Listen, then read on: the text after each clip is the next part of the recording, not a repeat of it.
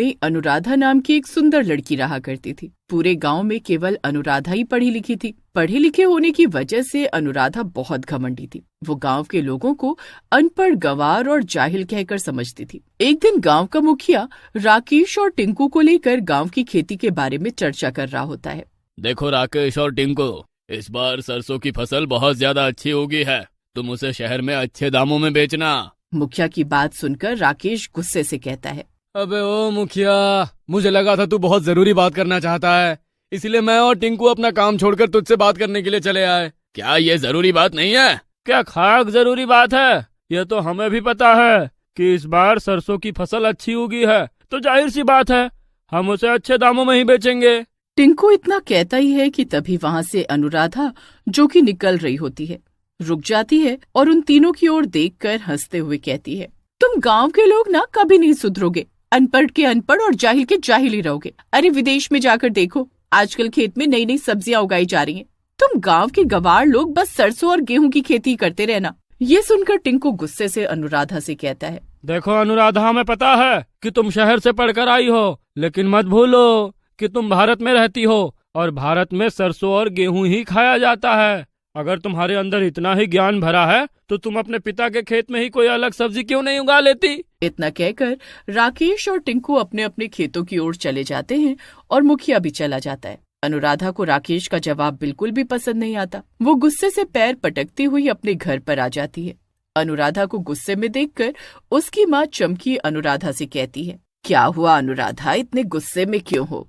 ये गांव के अनपढ़ जाहिल गवार लोग पता नहीं अपने आप को क्या समझते हैं। तभी वहाँ पर अनुराधा के पिता सुखी आ जाते हैं और गुस्से से अपनी बेटी अनुराधा से बोलता है, अनुराधा, तुम्हें गांव के लोगों को अनपढ़ और जाहिल कहने का कोई अधिकार नहीं है। तुम खेती के बारे में जानती क्या हो? देखिए पिताजी, मैं एक शहर से पढ़कर आई हूँ। रहा सवाल खेती के बारे में जानने का, तो अब मैं खेत में वो उगाकर दिखाऊंगी जिसकी कोई कल्पना भी नहीं कर सकता। इतना बोलकर अनुराधा वहाँ से चली जाती है। उस दिन के बाद अनुराधा गहरी सोच में डूब जाती है कि आखिर खेत में ऐसा क्या उगाया जाए जिससे उसका नाम हो जाए। कुछ दिन बाद अनुराधा के दिमाग में एक विचार आता है और वो अपने आप से कहती है, हाँ, अगर खेत में बर्गर उगाए जाए तो फिर मेरा पूरे वर्ल्ड में नाम हो जाएगा।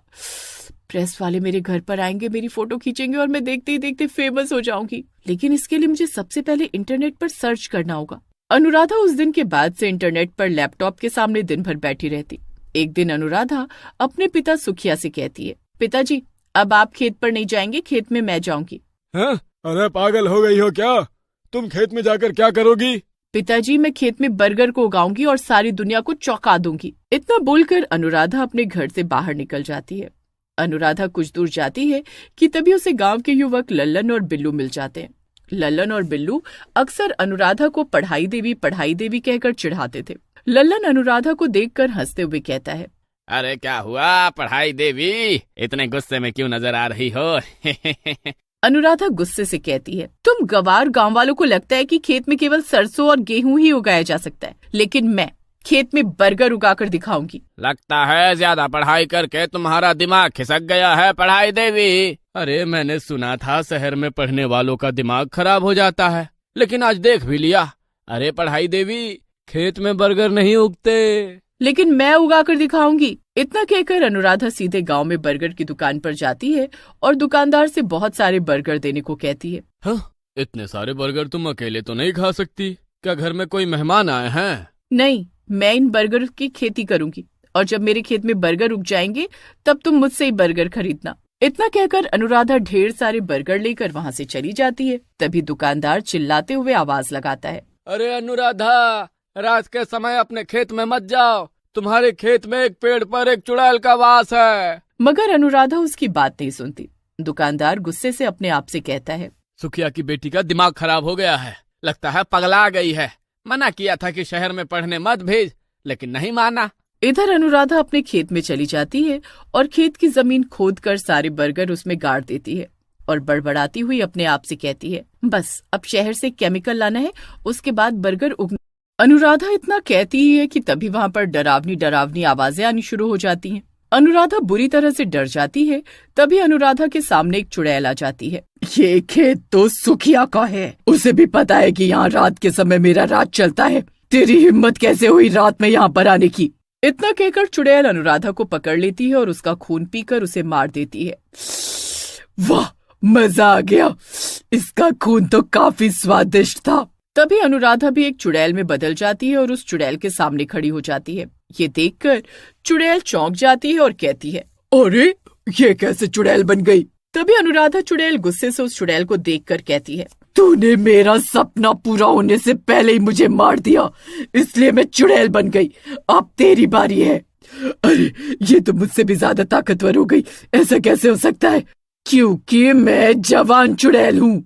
अनुराधा चुड़ैल और दूसरी चुड़ैल को मार देती है और गुस्से से खेत की ओर देखकर कहती है, इन गांव के गंवार लोगों ने मेरा बहुत मजाक उड़ाया है।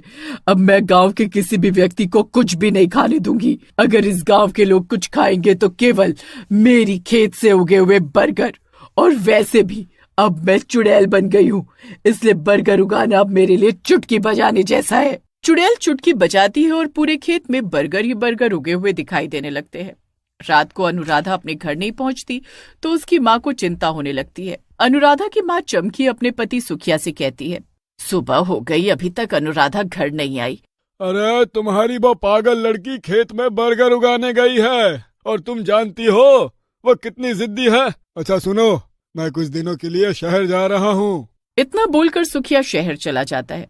दोपहर के समय लल्लन और बिल्लू खेत में बैठे हुए बात कर रहे होते हैं। तभी लल्लन की नजर सुखिया के खेत पर पड़ती है।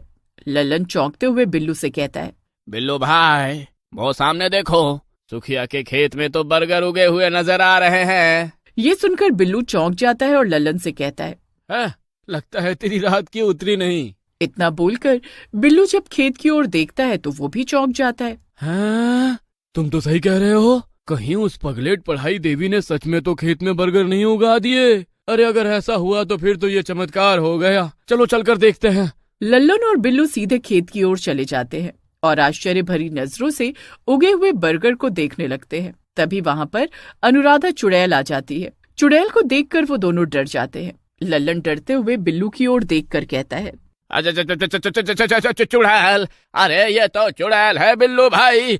अरे मैंने तो सुना था कि सुखिया चाचा के खेत में रात में चुड़ैल आती है। अरे ये दिन में कहाँ से आ गई? तभी अनुराधा चुड़ैल गुस्से से बिल्लू और लल्लन की ओर देखकर कहती है, उस चुड़ैल को तो मैंने मार दिया, मैं अनुराधा हूँ।